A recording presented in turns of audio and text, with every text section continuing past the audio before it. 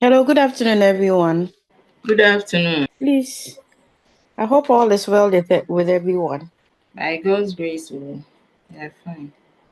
We thank God. So, today is also another episode of the Time with the Dietitian, which we used to have every month. So, this year, we decided to have it once every 2 months. So, that's why you have not been seeing the frequent advertisement. We've changed it to once every 2 months. And today we are privileged to have another resource person seasoned to give us another education. So this year, the K University Wellness Center's theme is healthy eating.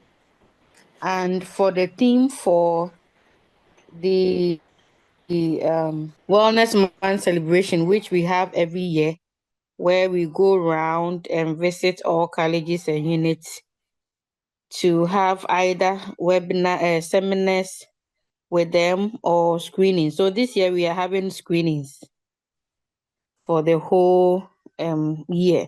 It will span from, it started 2 months ago, and we hope to have end it by the end of the year so that we can cover everyone.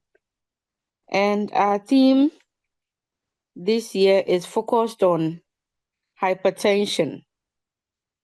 And so we are looking at reducing the impact of hypertension through diet, exercise, and regular medical care. And so for the screenings, those who have seen our adverts, we are having lipid profile, blood pressure monitoring or test, and other things. And we are also going to have webinars to correspond to the other parts, which is exercise and then um, diet. Yeah. So today, as part of the webinars for this year's theme for the Wellness Month celebration, we are having this cholesterol, heart healthy nutrition, reducing risk of hypertension and cholesterol by one of our own. So let me just zoom in into his profile. So his name is Dr. Collins Efia, and he's a lecturer at the Human Nutrition and Dietetics Unit under the Department of Biochemistry and Biotechnology. He's the programs coordinator for the undergrad program with dietetics. Yeah, his research focuses on nutrition intervention in chronic disease of lifestyle, specifically diabetes, kidney disease, metabolic syndrome, and cardiovascular diseases, including hypertension and stroke, and that dietetics practice, especially in the clinical setting. He has also been involved in maternal and child nutrition intervention studies. Dr. Pierre has interest in hospital malnutrition and developing country setting. He holds a PhD in dietetics from the University of Free State, South Africa. He also holds a Master of Philosophy degree in dietetics from the School of Biomedical and Allied Sciences, University of Ghana. He is also a licensed dietitian with the Allied Health Professions Council, Ghana, and 15 years experience in dietetics practice in Ghana. He holds a BSc in chemistry degree. That is for his first degree from the same department where he's teaching now. So today we are so much privileged to have him with us. And so without wasting much time, I will just leave the rest for Dr. Efria Pia to take over. So Doctor, kindly take over your audience awaits you. All right. Thank you very much, Abigail. I hope you can hear me clearly. Can you hear me clearly, please? Yes, I can. I can hear you. Yes, yes. Thank you very much for the nice introduction. So the little bit of the addition I will add to that is that my BSc is in biochemistry. Thank you very much. So I would share my slides so that I can start the presentation. Yeah, so thank you very much, Abigail. And I want to also use the opportunity to say good afternoon to everyone on call. And you are welcome to today's webinar. And um, I just want to say that you try and be with us throughout to the end. We'll try to be very snappy so that we use have more time for questions and answers and then comments and contribution.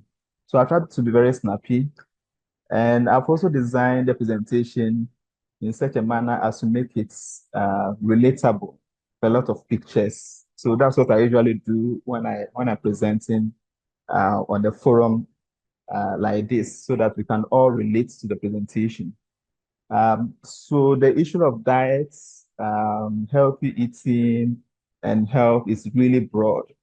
All right. So in case I don't touch on an issue that really concerns you, but you would want me to mention it, please, at the end of the presentation, um, bring it on board so that we can discuss.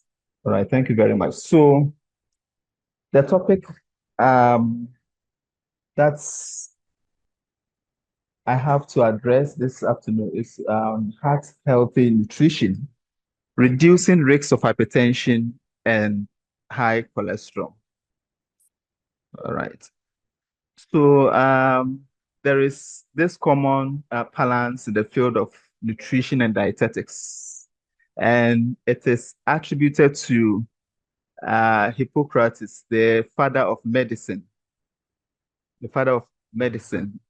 So actually, Hippocrates is also the father of dietetics. So because in addition to orthodox medicine, he was also somebody who also did a lot of work, preliminary work in the field of nutrition and health. And the saying goes like, let food be thy medicine and thy medicine be thy food. Okay, let food be thy medicine. Oh, sorry, it's been truncated. So let food be thy medicine and thy medicine be thy food. So what this is saying is that we'll have to eat as if the food we are eating is a medicine that will really uh, treat illnesses and diseases and also help us fight illnesses and diseases. Okay. And then when we are also not fine, when the body is also not fine, let's eat to also help in regaining our normal bodily function. Okay. So what's a healthy diet? So I can't talk about a healthy nutrition without first talking about what a healthy diet is about. A healthy diet should be adequate, timely, and have variety, and provide a wide selection of food. Okay, so the plate I have on the screen explains the concept of a healthy diet very nicely. So practically, when we are eating, okay, so how can we make our plate healthy, the food on the plate healthy?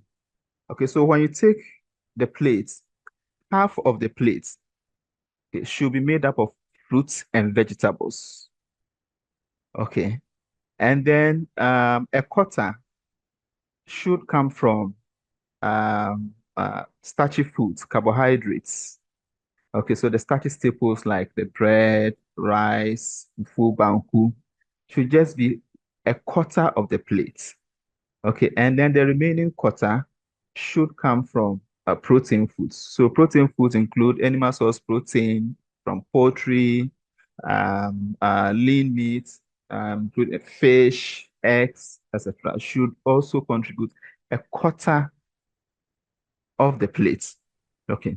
So when there is imbalance, in this proportion, then the diet becomes unhealthy right from there.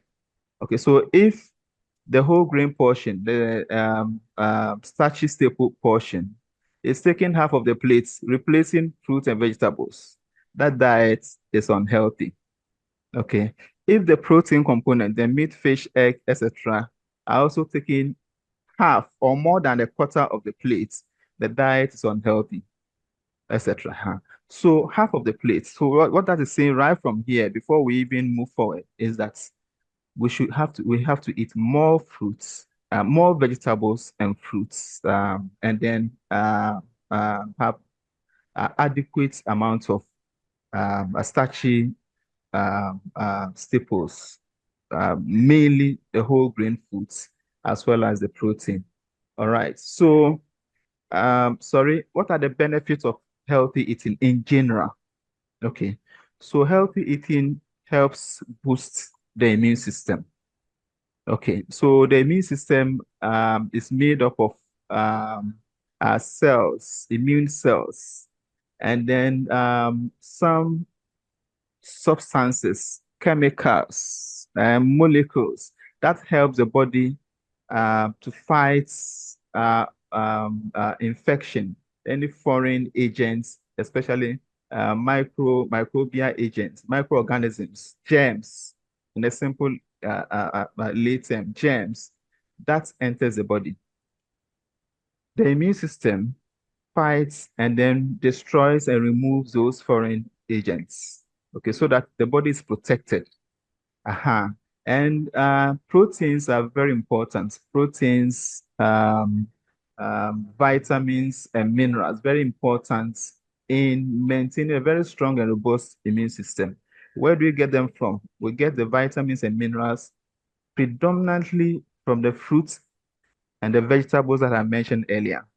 Okay, so what that is, what that also means that when we are eating um, healthily, okay, we are eating more fruits, vegetables, that is making up half of our plates.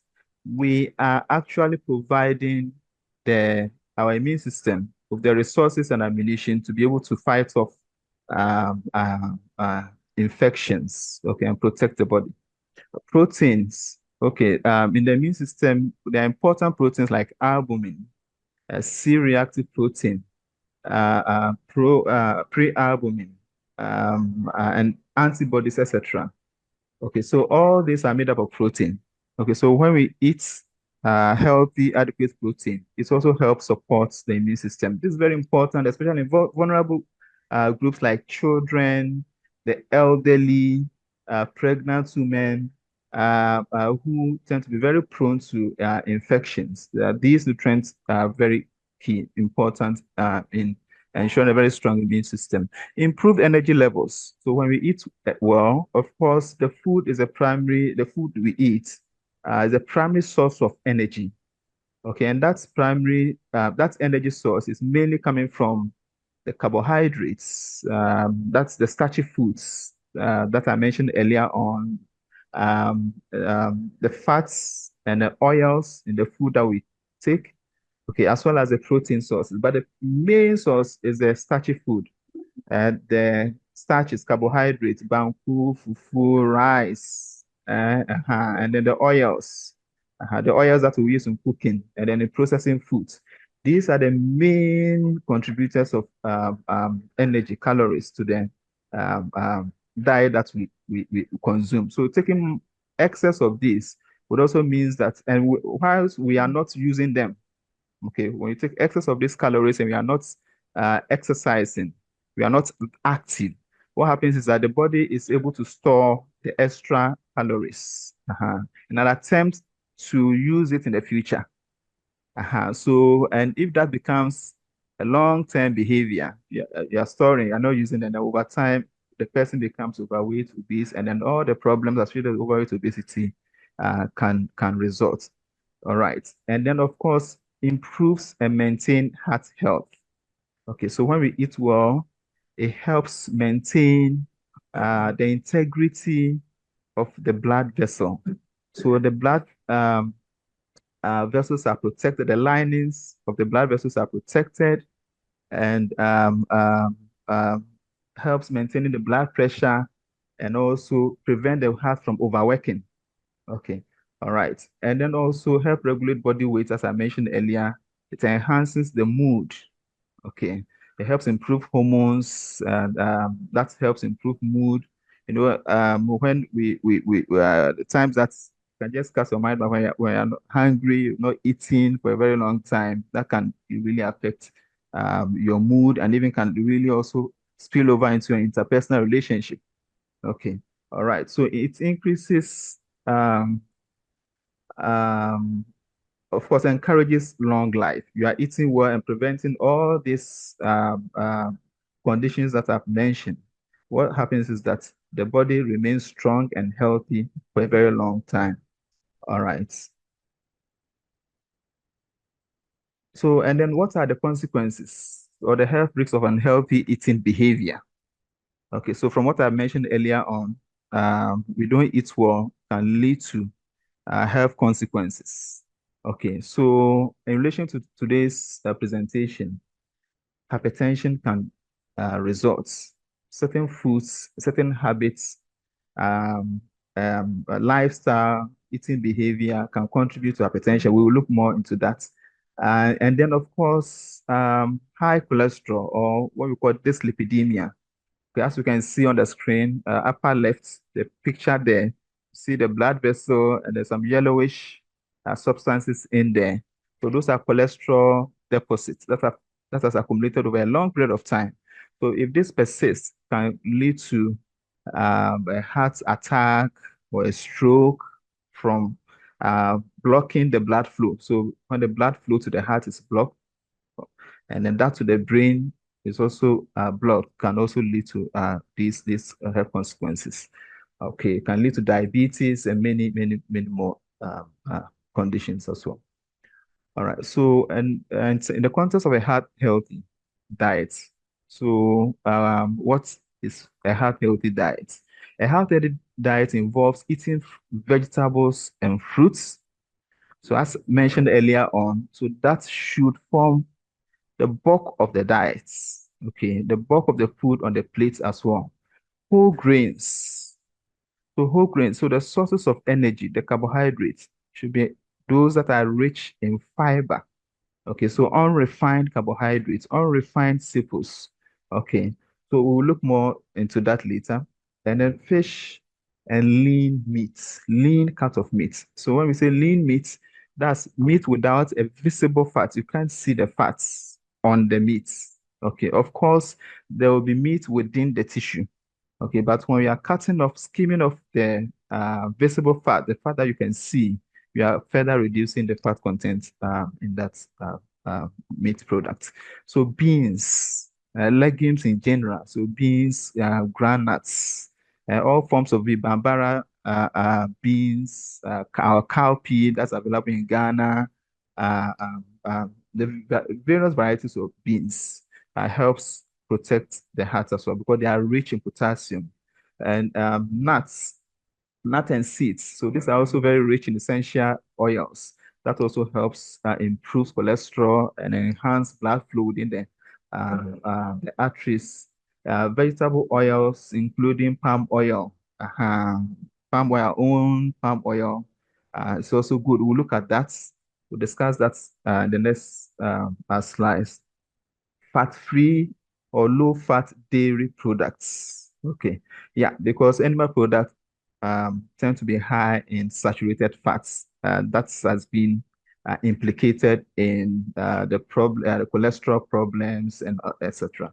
So low-fat dairy products, and then also limiting food that are high in saturated fats and sodium. So we'll look at that in our next slides. So the focus of today's presentation will be on how do we eat to prevent hypertension. Okay, so reducing the risks of hypertension and cholesterol. So how do we also eat practically to prevent high cholesterol? All right. So before we really delve into the main issues, we need to really um, um, have a brief overview of hypertension and dyslipidemia in order to situate the discussion properly. So the burden of hypertension. Hypertension is a really major public health challenge globally. Okay, and in Africa, especially in this part of Africa, the sub-Saharan Africa, um, over the past 3 decades, the rates of hypertension and its related disorders, cardiovascular disorders, increased by 132%. That's really, really um, um, alarming. And the number of deaths attributed to cardiovascular diseases, including hypertension, doubled within that period as well. And in Ghana, in our own context, the prevalence of hypertension is between 27 and 30%. Okay, and of course, the highest prevalence is in the urban areas, including Kumasi, where the university community is situated.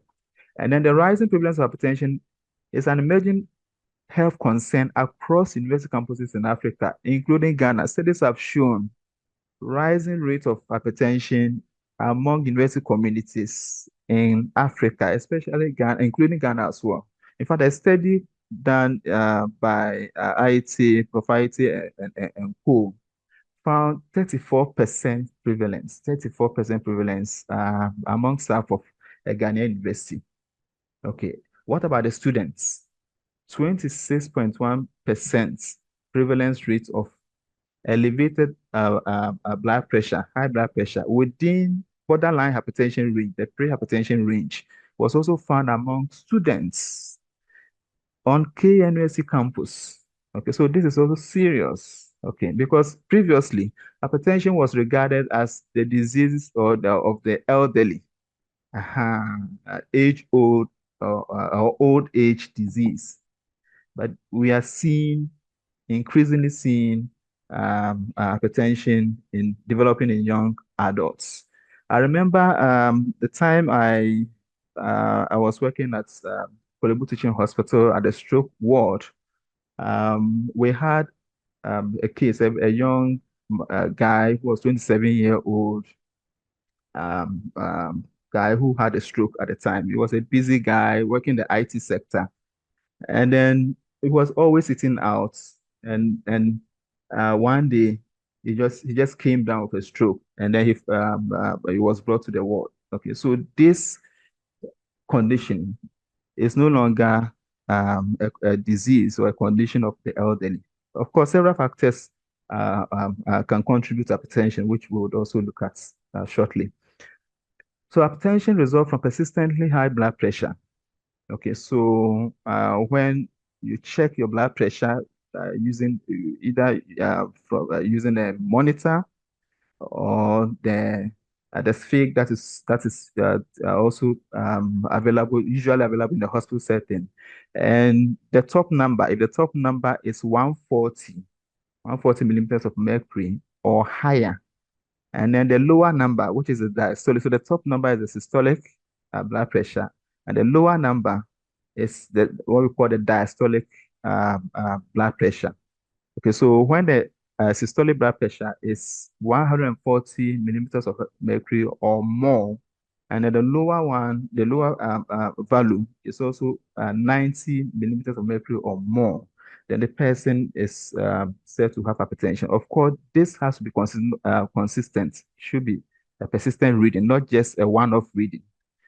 So usually on more than two occasions, then it's hypertension. So this is the WHO definition. Actually, the American Heart Association and the Center for Disease Control in the US have come out with new definition, and the essence of the new definition is to enable identification of people who are at risk, and then to ensure early lifestyle modification in order to prevent progression of the condition. Okay, so in the population, our setting, where the prevalence is high, so about 30%, we should be checking our blood pressure consistently and regularly. So, and for us, at those of us who are KNUST staff, we have free health um, services offered by the university through the university health services.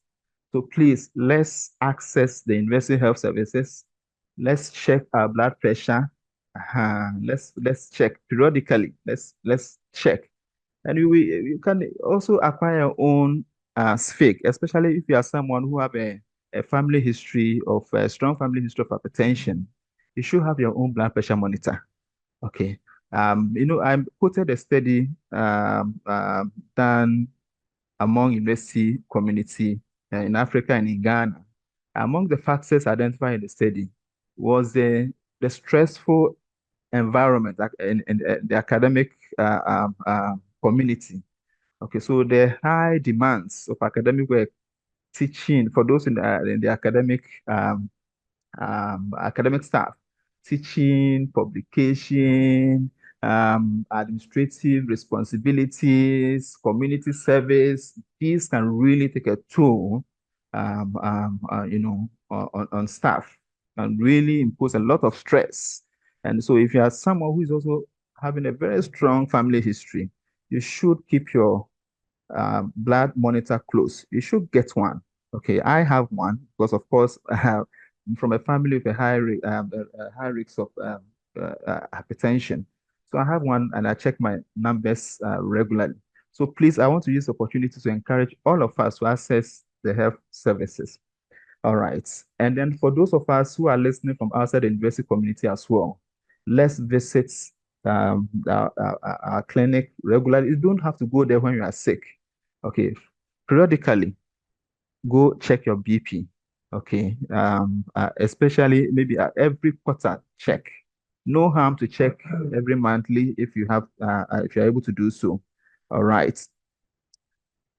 So let's make some progress. Why is high blood pressure important? So why hypertension?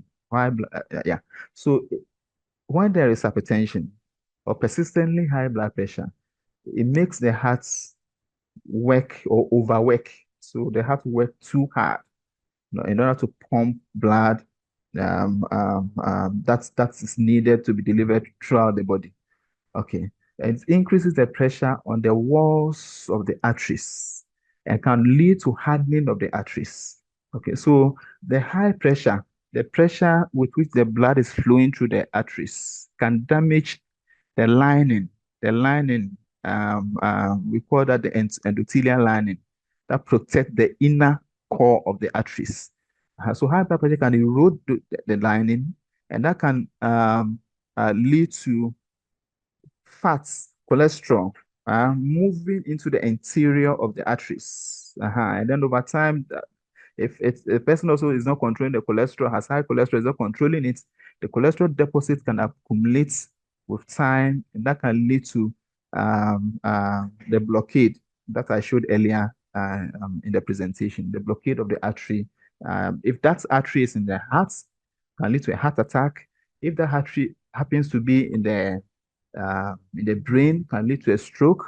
If that artery supplies the kidney, then the blood delivery or blood supply to the kidney would also be significantly reduced, and that can lead to a kidney disease, etc.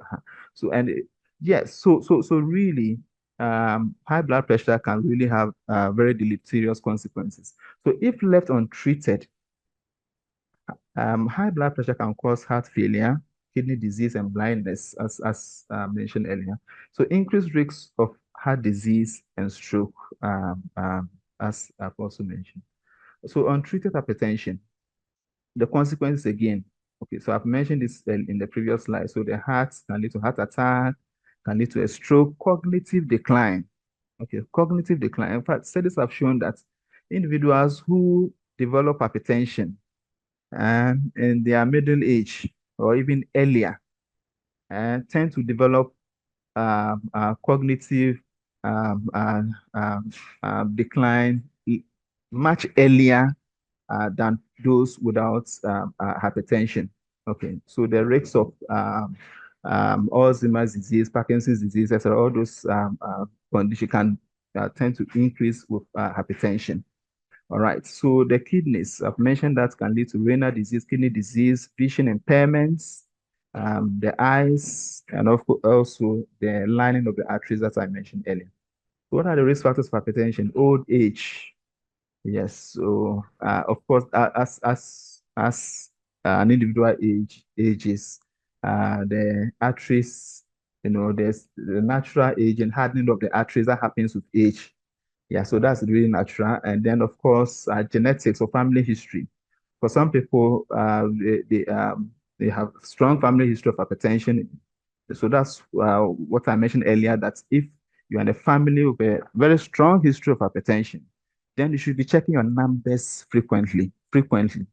Okay. And then medical condition like diabetes and kidney disease are um, key risk factors of hypertension. So if you are someone who is also having diabetes and then kidney disease, please go for a regular review to keep your blood sugar low and to also help manage the kidney disease.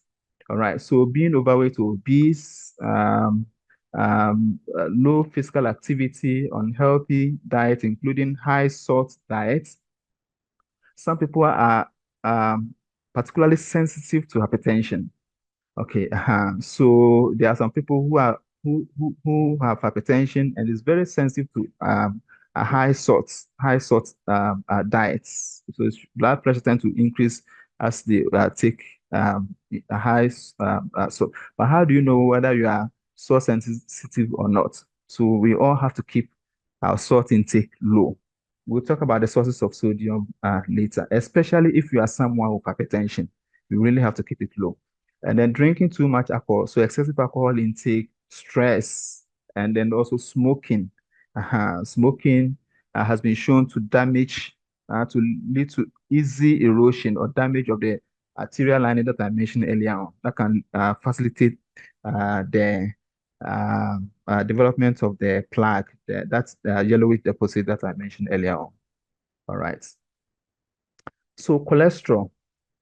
So what is cholesterol? Cholesterol, we hear about cholesterol and it's all about the bad things we associate cholesterol with.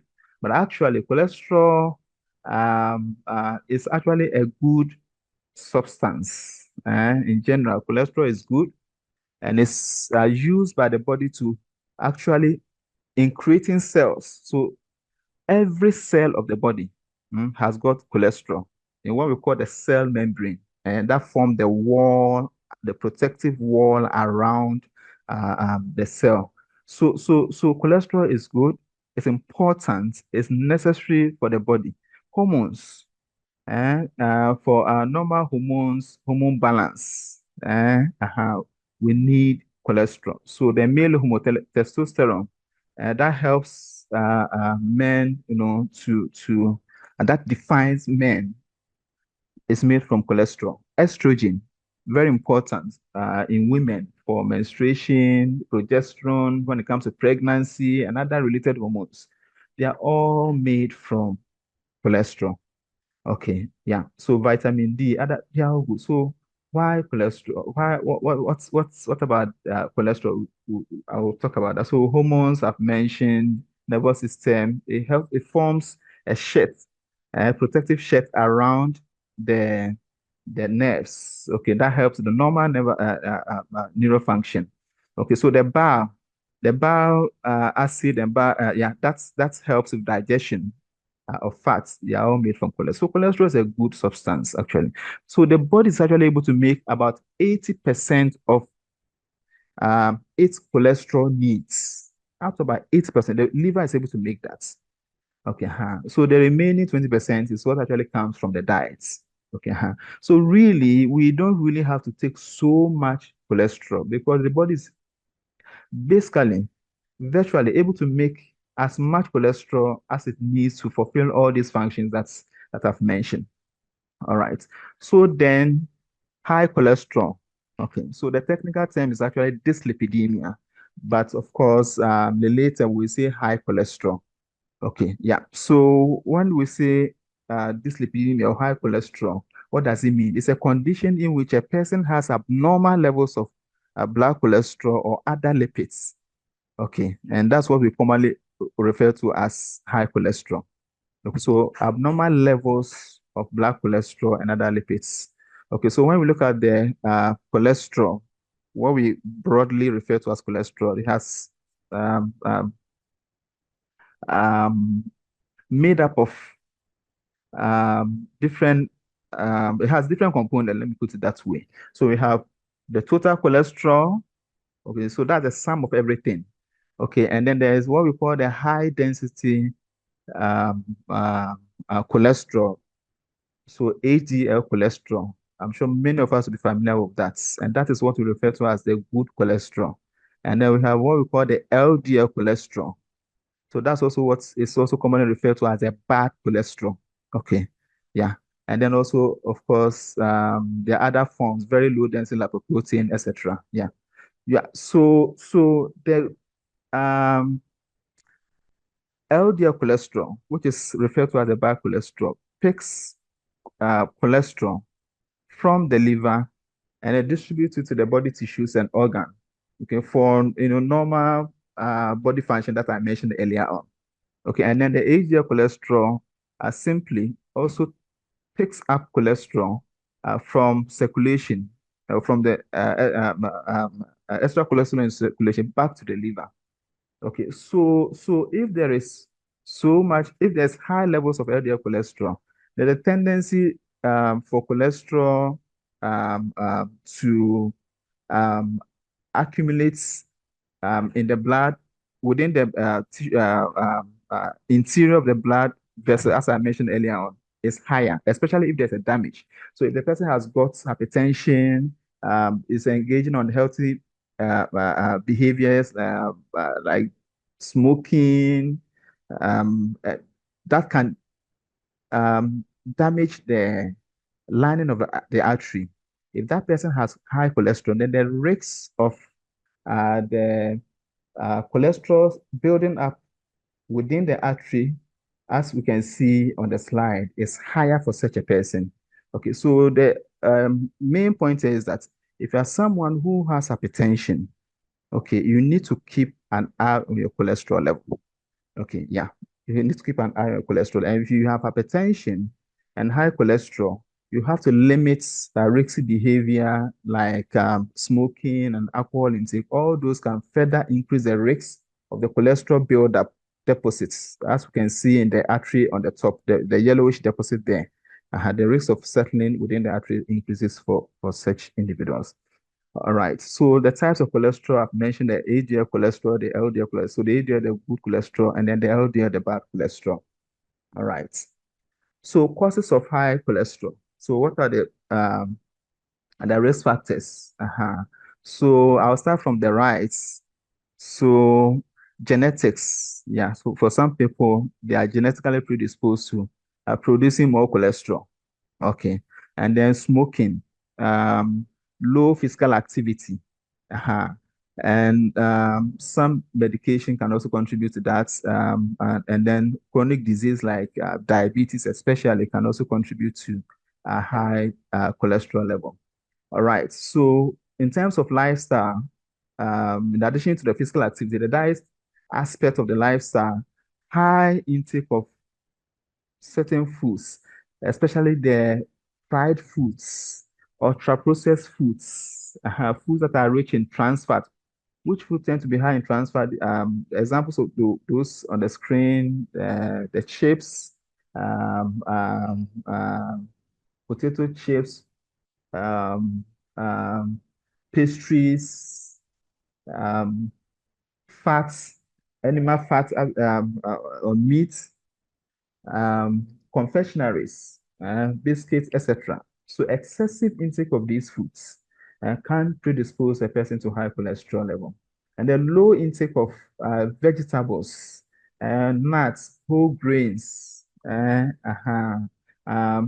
meats, low intake of that, seeds can also contribute to high cholesterol level. All right. So, these foods, especially a food like oats, have got soluble fibers. So the soluble fibers prevents or limit absorption of cholesterol from the gastrointestinal tract and from the gut into the bloodstream.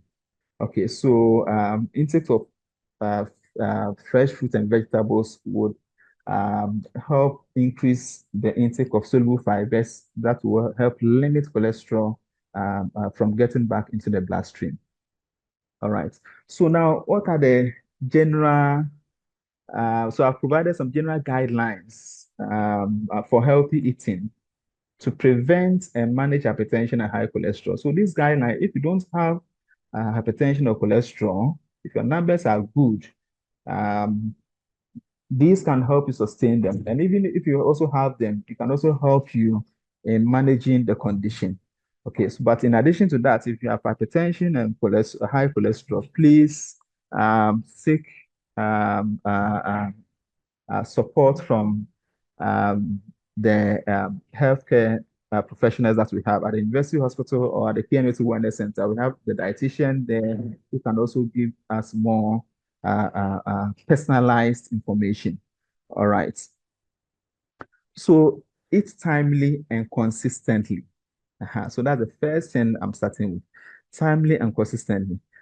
For cholesterol, studies have shown that persons who skip meals, who don't eat the three regular meals, so breakfast from as early as 6 up to about 8:30 in the morning, lunch from 12 up to about 2 p.m. the afternoon.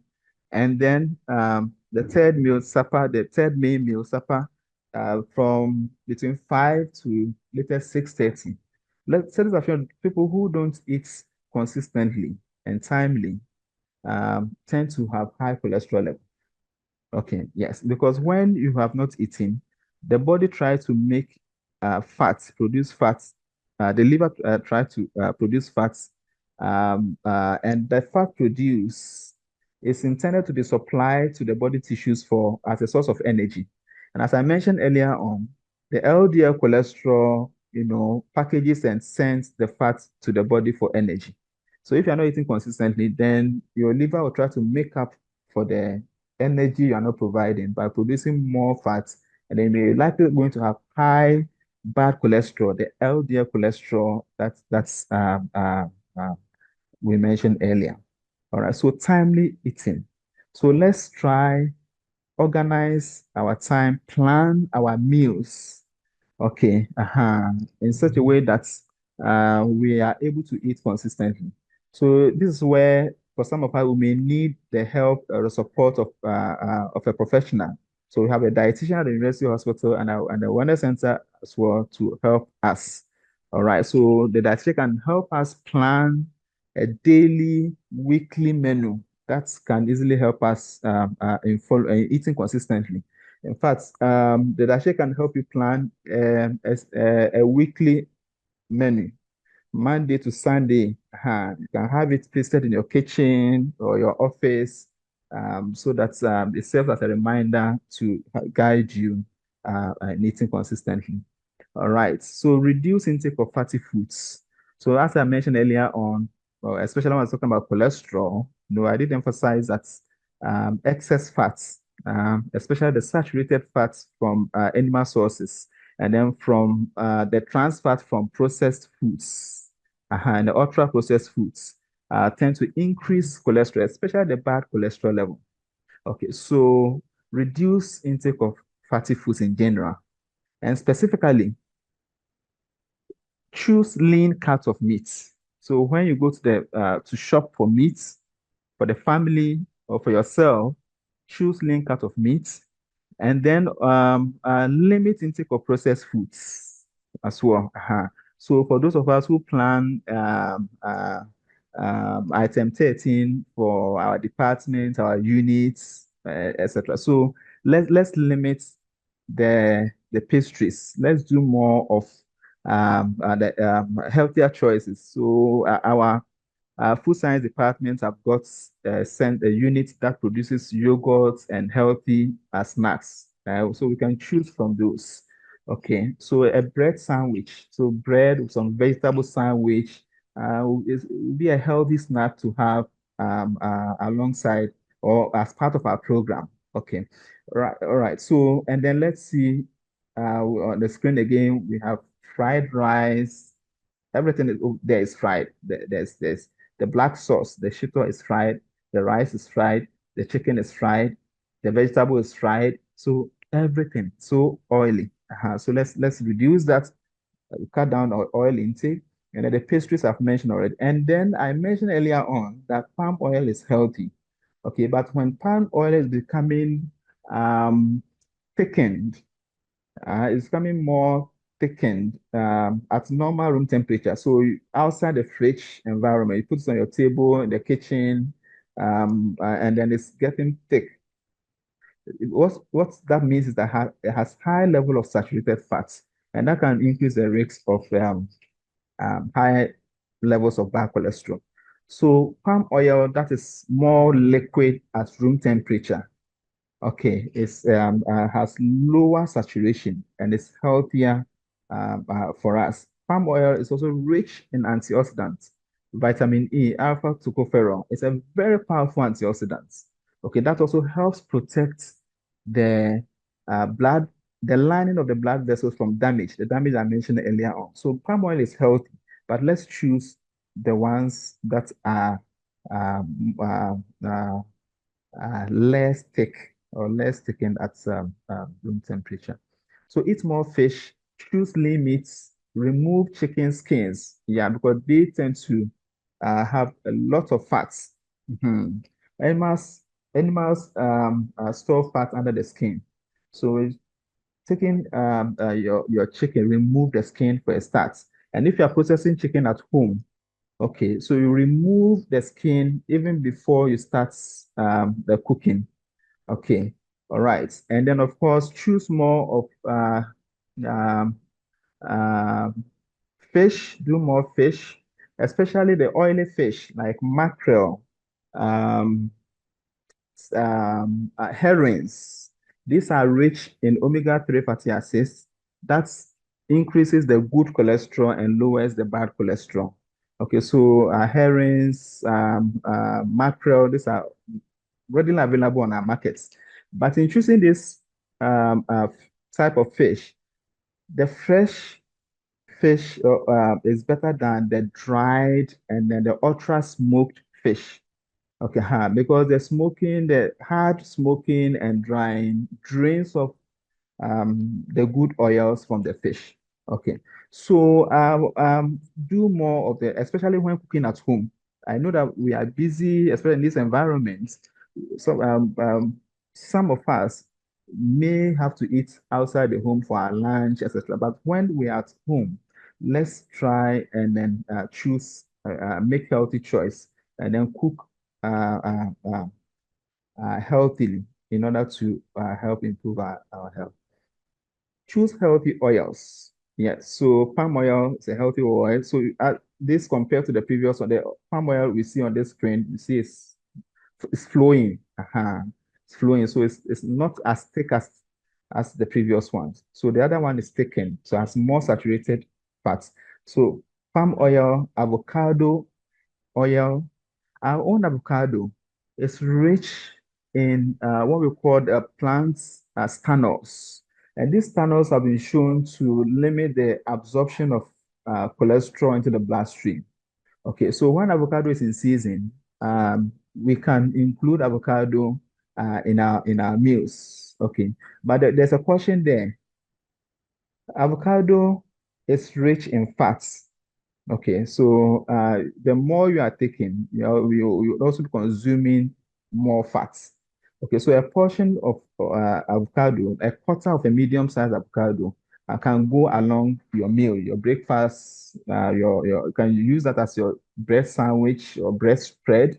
You can add to your rice, your NPC, etc. Yeah. So in moderation, and then groundnut oil, olive oil, coconut oil, all these are also healthy oils that we can choose from. And then fiber intake, as I mentioned earlier. So when we increase our fiber intake, foods that are rich in fiber, the whole grain. Okay, then we would also increase, we are likely increase the intake of soluble fiber. Okay, soluble fibers are higher in oats, oranges. Okay, yeah, so that limits the absorption of cholesterol. Okay, and then fiber in general. When we consume foods that are high in fiber, what happens is that it makes us full early, quickly, much quickly. So we are satisfied earlier, and that prevents you from eating more of the rice or the banku or the fufu. So the fufu, the grain soup, the bunebunu, or any vegetable soup. Uh-huh.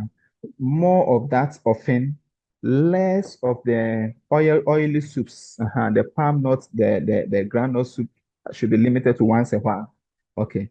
And then also rice, increasing rice, whole grain rice. So our own brown rice, our local brown rice. So that has fiber.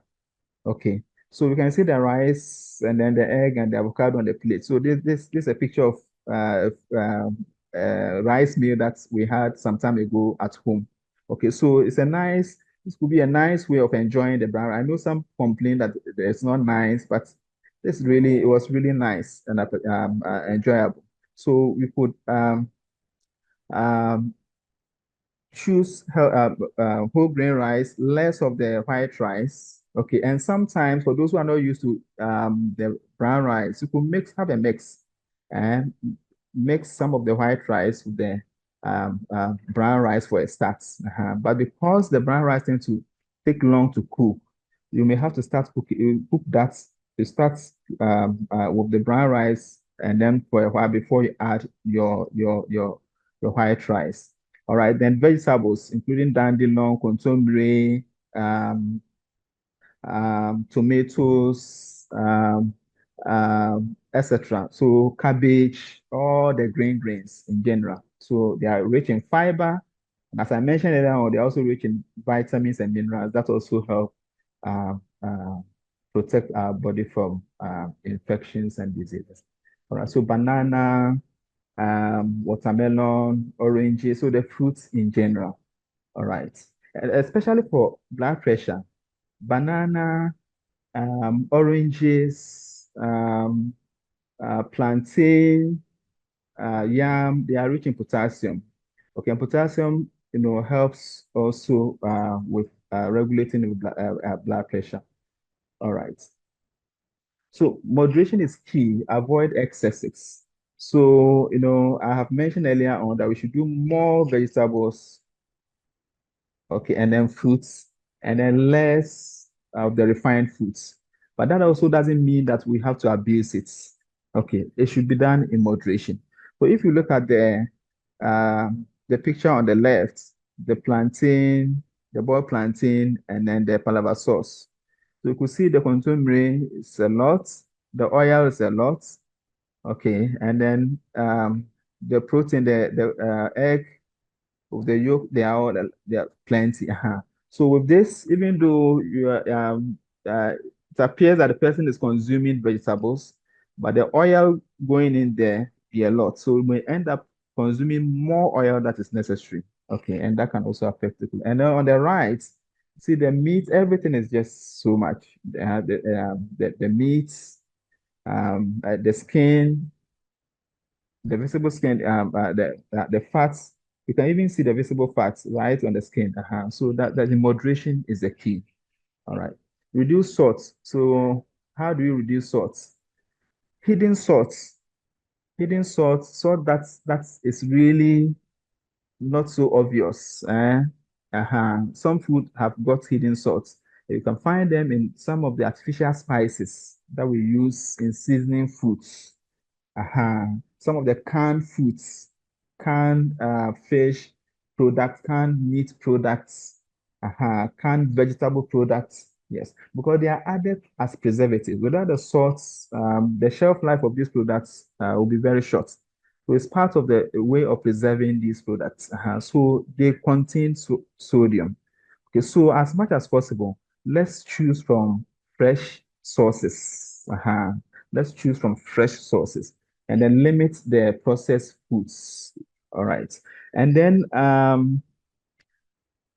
in order to limit salt, when we use natural spices, it helps cut down on how much salt we are adding as seasoning when we are cooking.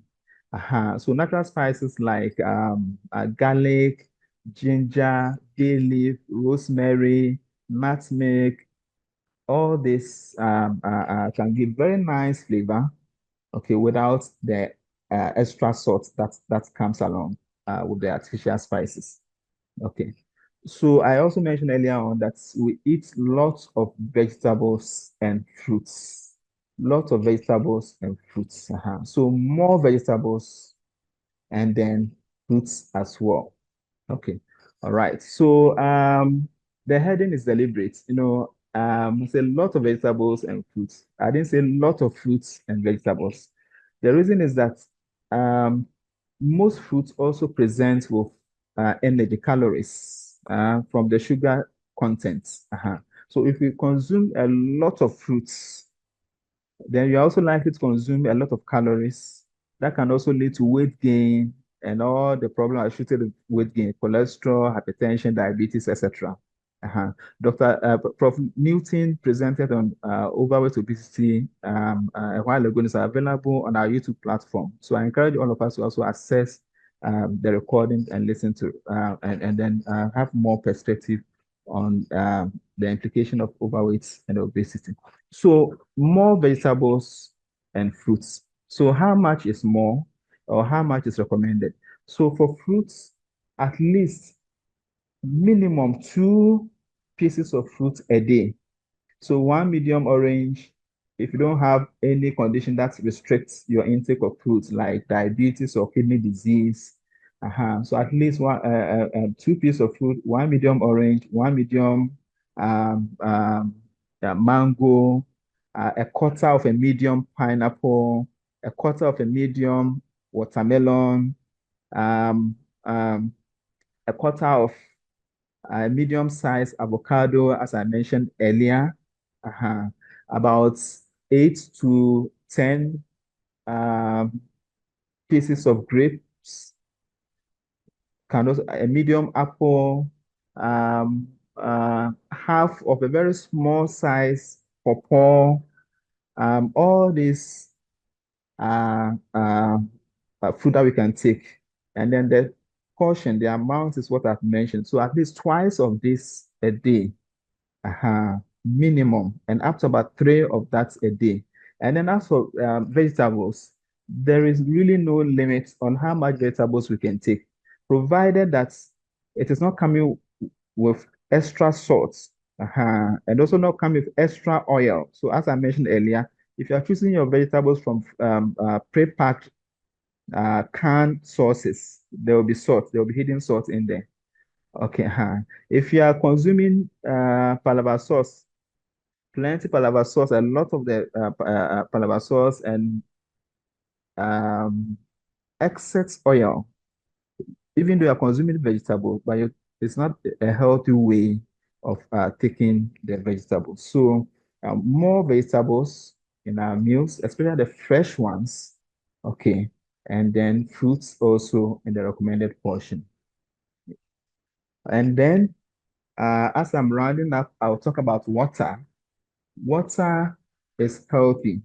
Okay, it helps cleanse the body of waste and toxins. Okay, so when we eat, we take drugs, medicine, we inhale chemical substances. There's a lot of pollution in our environment. Okay, yeah. So all this exposure introduces these potential chemicals and toxins into the body. Okay, so the liver would break it down, okay, and then the kidney excretes these waste products and then the toxins. So for the liver to be, for the kidney to be able to perform its function properly and in removing the waste products from the body's metabolic or chemical processes, water is essential. Water is essential. Okay. All right. So water is key. So at least 2 to 3 liters of water should be taken every day. Okay, so 2 to 3 liters of water or even more daily. So that will translate to about 4 to 6 sachet of water in a Ghanaian context. Okay, or 500 ml bottle of water a day. And when the weather is hot, you can drink even more than that. All right. So why water? I'm emphasizing on water because for some people, when they are testing, they would rather prefer to choose from carbonated products and fizzy drinks. Okay, so these products usually do not only contain the um, the carbon dioxide alone. They also tend to present with caffeine. Okay, and excess caffeine, too much caffeine, could um, worsen blood pressure, especially in people who have hypertension. It can worsen their blood pressure. Okay, so choose water, drink water when you are thirsty. Okay, and these fizzy drinks, they also come along with added sugar. So, and then contribute to the total energy intake, total calorie intake. So all these are hidden sources of um, extra calories, caffeine, okay, and then other chemical additives that would also be introduced into the body. So take water, drink water when you are thirsty. All right. And then lastly, engage in exercise. Okay, so exercise has been shown, copious research, a lot of research have shown that exercise, physical activity, at least 30 minutes, 3 to 5 times a week, or 3 to 5 days a week, 30 minutes of brisk walking, that's the barest minimum. Okay, the more the better. So these exercises help improve weight. It helps improve cholesterol, improves the sugar level or blood glucose level, as well as the blood pressure level. Okay, so in terms of blood pressure, when you exercise, the lining of the blood vessel, the endothelial lining, they release some chemicals, and they are known as nitric oxide. This nitric oxide helps the blood vessels to expand, to expand and then relax. So they makes it more elastic, yeah, and less rigid. Okay, and that helps improve the blood pressure. So people who exercises regularly, tend to have sustained release of nitric oxide that helps, in maintaining a healthy blood vessel and also a healthy blood pressure. All right, and then of course, when you are exercising, the demand for energy is higher, so it forces the body to take glucose and then fats from the bloodstream for energy. So that helps reduce blood cholesterol level, blood sugar level, and ultimately improves blood weight. So exercise helps a lot. And in the course of my practice, I have attended to clients and patients whose cholesterol level, blood sugar level, and blood pressure level, especially at the initial stages, at the initial stages, were controlled on the diet and then the exercise alone. So regarding the exercise, I would also want to recommend that we access the facilities available to us within the university community. So for us in the university community, we have the sports center at the KNOC center, Wellness Center as well. So they have exercise facilities available that we can all access, all for free, okay, in order to improve our health. And on Saturdays too, we have the exercise session we can also join with our families to improve our health. And if you are unable to come or join on Saturday, for those who are staying a bit far from campus, you can exercise with your family. So can do brisk walking, whether within your compound, if you have the space, or if you have a safe environment in your community, or you can also do jogging, brisk walking. And if you can also afford to have your own exercise equipment, you can consult the KNSC Sports Center, and then we have experts there who can advise you on which equipment will be healthy and would be good to support you. All right. So I just want to end here with this shopping list. So when we are shopping, so these foods that have been listed in the within the food groups, when we choose from this, can help us in improving our health and our cholesterol level. So from the carbohydrates, I've listed whole grain, high fiber sources, and the protein sources, also lean sources of meat, fish, and oils, healthy oils, including palm oil, vegetables, as I mentioned earlier, and then the banana, including our own local varieties. Okay, and then also the legumes, spices, more spices, less, more natural spices, less of the artificial ones. So, which spices can we choose when we go shopping?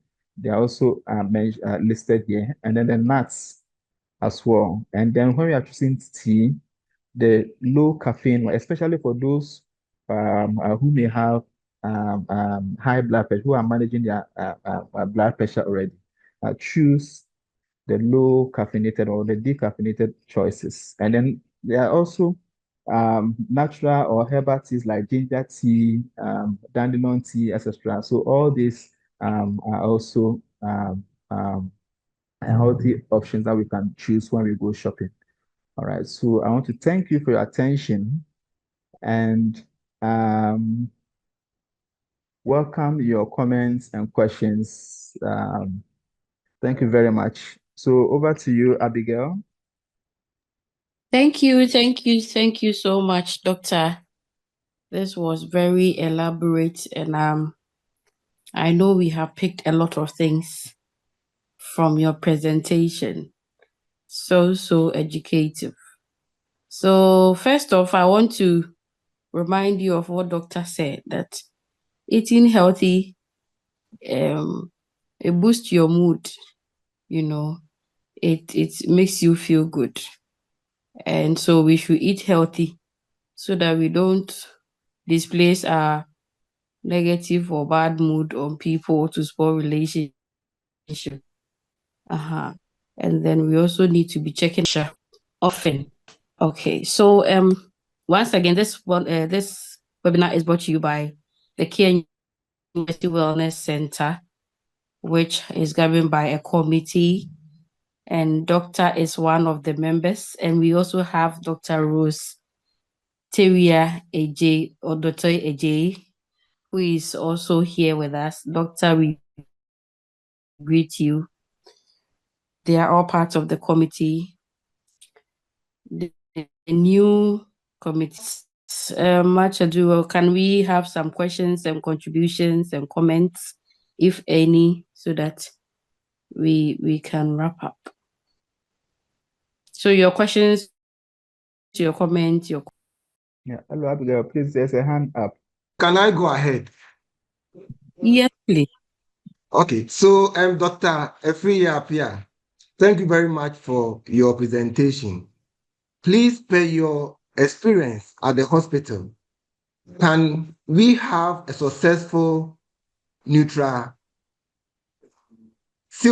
treatment of hypertension? I am asking this question because most people, particularly the intellectuals, tend to avoid orthodox medication when they are diagnosed with hypertension. Some even live in self-denial, and this can result to very interesting medical complications, which can later even lead to death. I'm certain most people will feel very comfortable and even prefer the use of nutrition to manage hypertension. So please, can you advise us on this issue I've raised? All right, thank you very much, Prof. Frimpong, for the question and then the comments. Yes, so as I mentioned in the course of my presentation, and also, yeah, in the course of my practice, and of course, that's from the practical or the experiential aspects.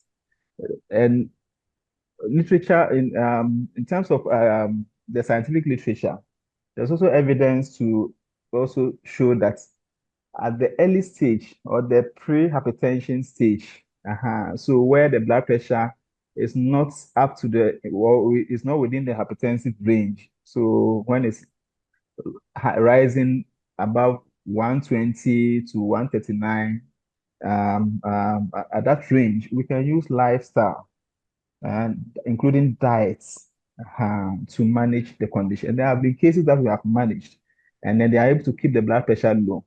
But in that situation, you have to ensure that you check your blood pressure consistently. Okay, and then of course, not only diet, I also mentioned stress. For some people, even when they're on medication and they are subjected to stress, the blood pressure, tend to increase. So stress management is key. Diet is important. Exercise, as I mentioned earlier on, also helps improve blood pressure. Okay, so yes, we can manage blood pressure with diets. Okay, but at some level, diet alone is not enough. Okay, we may have to add other intervention like medical intervention. Okay, and if I can comment a bit about you mentioned orthodox medicine. Yes, so orthodox medicine, and even now we have herbal medicine. At KMSC, we have a professional trained herbal medicine practitioners. So they use herbs. Okay. And that's um um um um that helps to control or managing blood pressure. So I've worked at the Center for Plant Medicine Research at Mampo Equiapim, and over there they do they conduct research on plants, indigenous plants, and then how they can be used to treat various ailments, including hypertension. So please access qualified trained herbal practitioners. Even within the Ghana Health Service setting, we have herbal practitioners within some of the hospitals. So that's what I would want to add to that in that regard. I don't know if it helps, but don't sit back and then watch your blood pressure going up, and because you're not feeling anything, because blood pressure can rise without any warning. That's why it's called a silent killer, actually. It can rise without you feeling anything. So that's why I mentioned that for those of us especially who have very strong family history, don't wait for you to feel any sign, to get any feeling before you check your blood pressure. You have to be checking consistently. And these days, blood pressure monitors for home use are readily available. You can have it in your office, at home. You check regularly. And that can also help you identify when it's going high, and then you can seek help. Okay. And sometimes you go to the hospital and it's not very high, early stages. The doctor can refer you to see the dietitian for a normal lifestyle and diet management. But when it's high, please don't stop your medication and then do diet. It can be very, very dangerous. All right. Thank you, Prof. I don't know if that's So thank you very addresses. much. I'm okay. Thank you. I'm okay.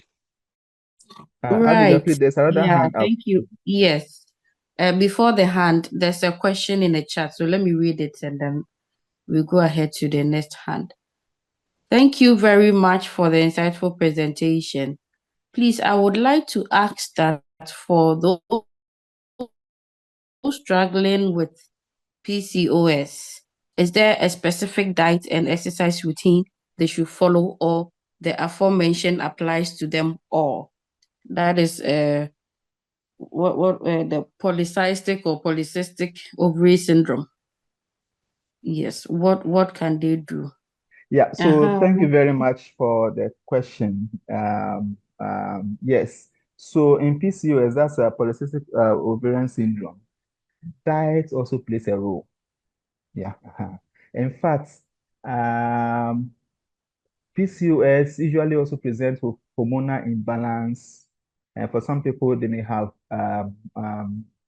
issues about weight management as well. Some may have impaired glucose level, blood sugar level, etc. So usually, the first line treatments tend to be diet and lifestyle to control the weight, because excess body weight or obesity interferes with hormonal balance, tend to interfere with the hormonal balance. So losing weight helps regulate the hormones, balances the hormones, helps control the blood sugar, as I mentioned during the presentation. Yeah, so lifestyle management is key, including diets. Yes, and then to a very large extent, the things that I've mentioned generally would help control the weight, also manage the blood sugar, and also regulate the hormones broadly. But you may need to also seek specific professional help in planning, your diet in that regard. All right. But generally, broadly, the discussion we have had would also help, because what we have mentioned that we have to cut down on excess fats, sugar, exercise to improve our weight. All those will also go a long way to help. All right. Okay. So I hope that Madam Ruth, you are fine with the response. If you need more clarification, you can still go ahead and put your comments in the chat box. So we have Nana. Nana, your hand is up. Could you please unmute yourself and ask your question? Thank you very much. My name is actually Dr. Emmanuel Prempe, and I want to thank Dr. Apia for such a great presentation. Let me just say that his audience go beyond KNUST. I'm far from there, but I've gotten the opportunity to listen to him. Great. I want to ask quite a very simple question. I want to find out the place in intermittent fast in all these cholesterol, high cholesterol, hypertension. The place of intermittent fast, is it helpful?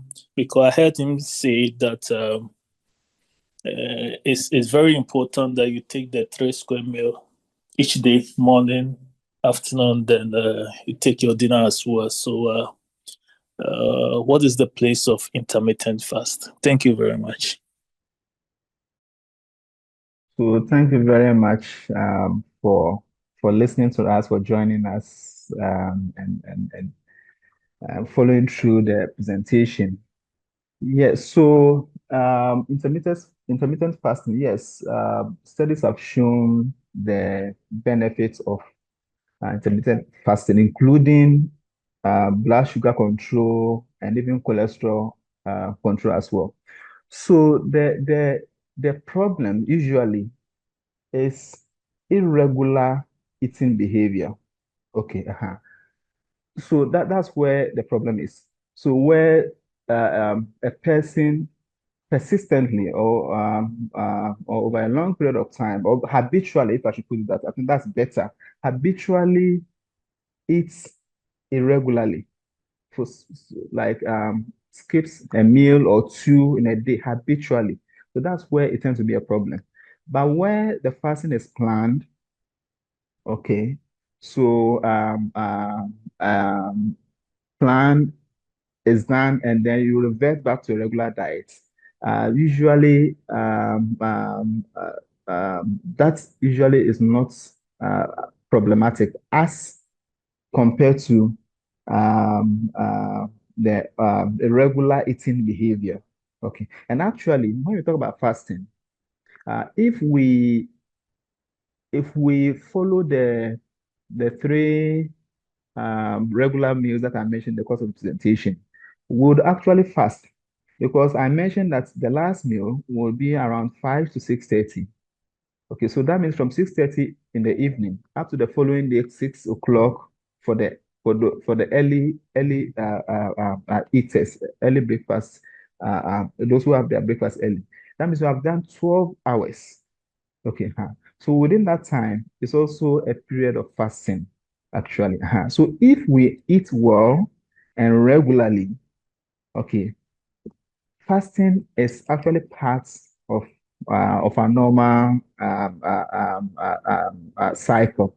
Okay, but the problem is when the eating is irregular, breakfast is eaten late or skipped completely, lunch comes somewhere later in the afternoon, and then the next meal, the last meal that's supposed to be around 6, latest by 7 is coming at 9, 10 p.m. regularly. That's when the problem tends to um, uh, uh, happen with cholesterol and then blood pressure, which can also lead to blood pressure and other related chronic conditions. I don't know if I've addressed your question, doctor. Absolutely, you've done that. Thank you very much, Doc. Right, right.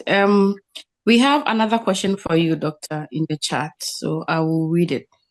So, thank you, Doc, for the education. Please, I would like to know if one can be taken off the medication once the blood pressure readings consistently become normal, or being put on medication is for a lifetime. All right. Thank you very much for this question. Yeah, so it's actually enriching the discussion. So for blood pressure, it's a chronic condition. Okay. So mainly a chronic condition. Okay. So once there is hypertension, there's high blood pressure, and that it has gotten to a stage where there's a need for medication. Okay. So I will just throw in a word of caution that don't take up the medication on your own. Okay. Do that in consultation with your health practitioner. Because some people may start with the what we call the borderline hypertension or the pre-hypertension range, and then they are put on lifestyle management. So potentially because they were overweight, they were not exercising, so the blood pressure started, running up its head, and then the doctor or the healthcare practitioner referred the person for lifestyle diet and lifestyle management.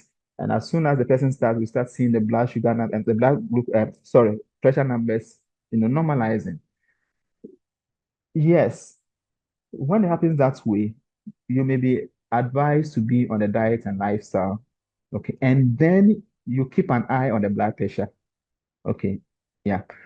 But when it has gotten to a stage where persistently the blood pressure is high, the diet and exercise alone is not sufficient, you have to be on medication, and then you are put on medication. Of course, the medication also helps, control the blood pressure.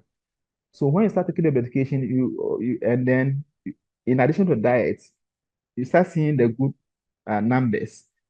There's a temptation to stop. We have seen that in practice. Okay, the patient or the person stops, and then the next time the blood pressure rises to 200 over 120. That's an emergency, a crisis, and then the person is down with a stroke. So the risk is high. The risk is high when you stop than when you do not.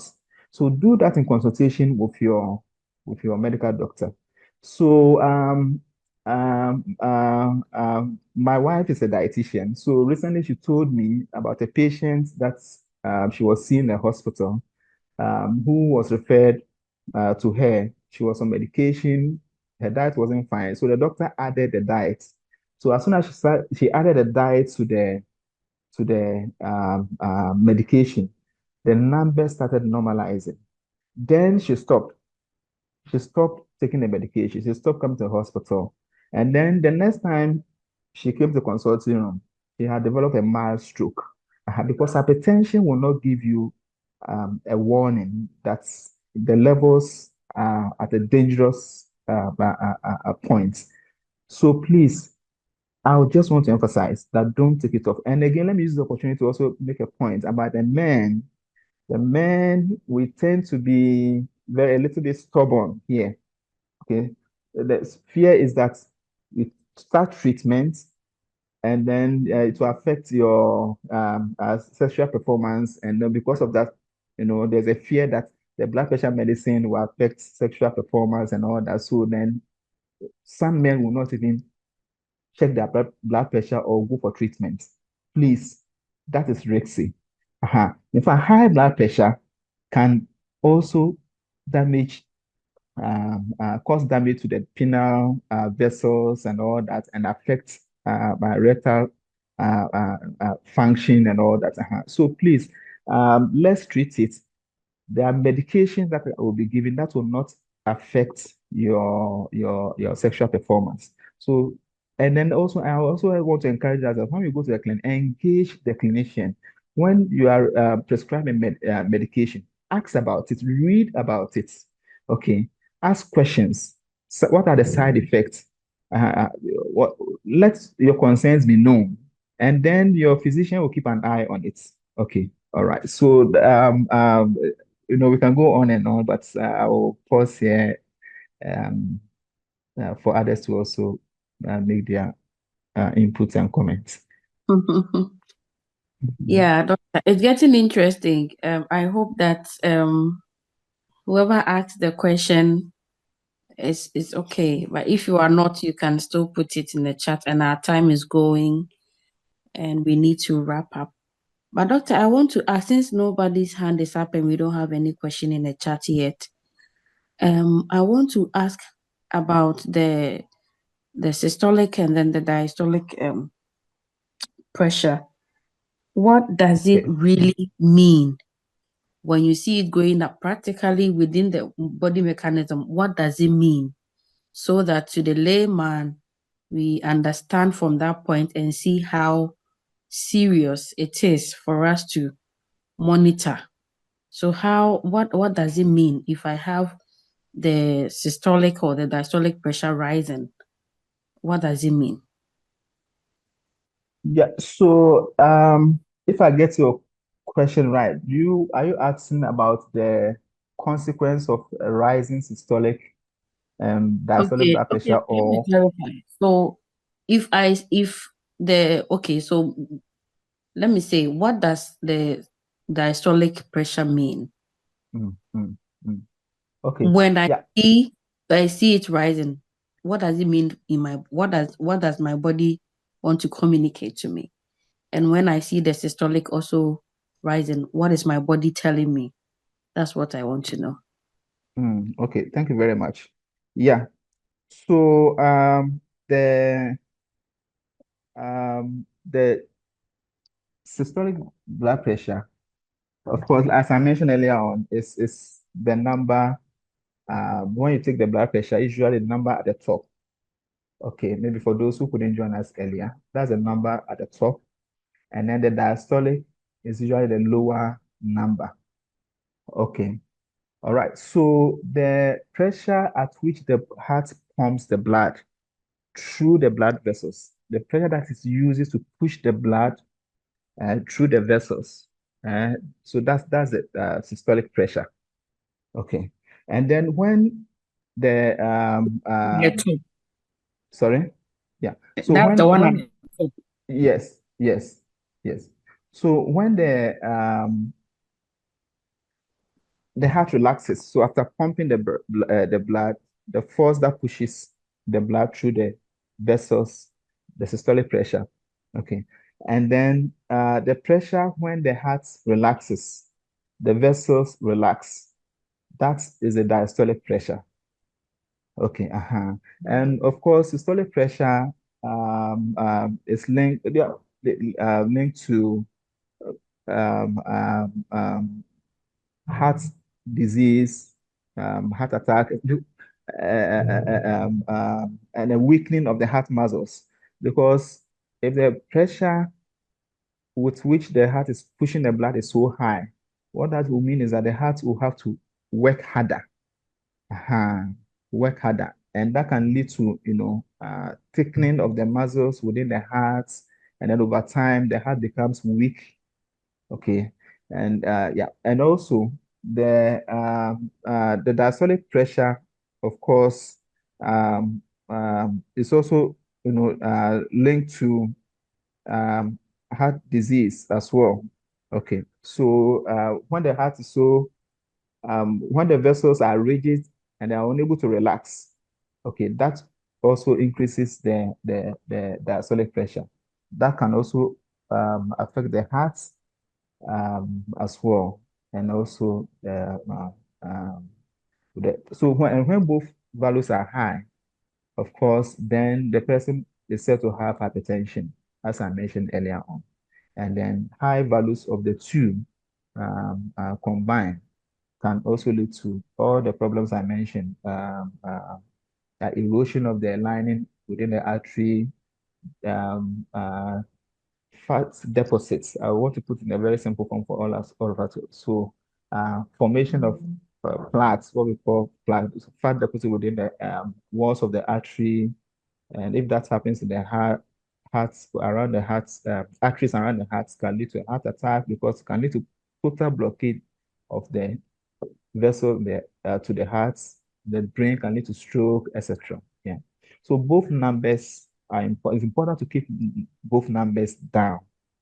Okay. So if someone has only one of the two high, for instance, high systolic pressure, they said to the person said to have systolic hypertension. And then those who may have very high levels of the lower number are also said to have diastolic hypertension. So it's important to keep both values low within the range as we discussed earlier. All right, Thank Abigail. you very, very much, Doctor. We are so grateful. I don't see any hand yet, and I don't have any other chat in the chat box. And so I would want to, on behalf of the KNUST Wellness Committee, thank everyone for being here. First off, I would want to thank Dr. Collins Afriye Apia, who is a member of the KNUST Wellness Committee. I would want to thank you for your time and for this insightful and elaborative presentation. And I would also want to thank all of us. There's a lot going on campus. As you can see, we couldn't get so much, but we had you all joining and listening to us. We have people writing exams, lecturers are invigilating, students are all over the place, but we still had to do this. And I want to put here that we have all our webinars recorded, and they are found at the KNUST Wellness Center YouTube channel. So when you go to YouTube, you just type KNUST Wellness Center. You will find us and you will see all our previous videos. Like he mentioned, one that we had not long ago with Prof. Newton about obesity, which is related to what we are doing now. You can find them there. We have Psych Gist as well, which is also by monthly program that we have, which also deals with psychological and emotional health issues. And so if you need any counseling or any topic to be treated, you can also get to us. As you see the videos, leave your comments. We will see them and we will take them up. I want to also remind us that tomorrow we are having a weekly walk and aerobic session, which we have every Saturday at the KNUSC Wellness Center. We have our walk, we have our warm-up morning, and then we go for our walk around a particular route on campus, and then we come back and we play music and we dance and we exercise. That is our aerobic session. And then afterwards, sometimes we take yogurt, sometimes we take our banana, and then we go. And so I want to invite everyone on board. If you are around, in and around campus, kindly take the opportunity. As Doctor mentioned, exercising is also part of the remedies. And so we want to, even if you are not able to do it every day, weekend, it's an opportunity for you to shake yourself up, So join us, you're all invited. The KNUSC Wellness Center is adjacent the poolside. So when you are coming from Tech Junction, the second junction is KNUSC Wellness Center. You see it up there. And so you come, we have dietitians, you can just book us. You have our dietitians around to attend to you. And if you need psychological counseling, you can also reach us so that we can help you. And so on this note, I want to thank you all. Have a great weekend. For the students who are writing, we wish you all the best, and we hope to see you next 2 months. Thank you so much, and have a great evening.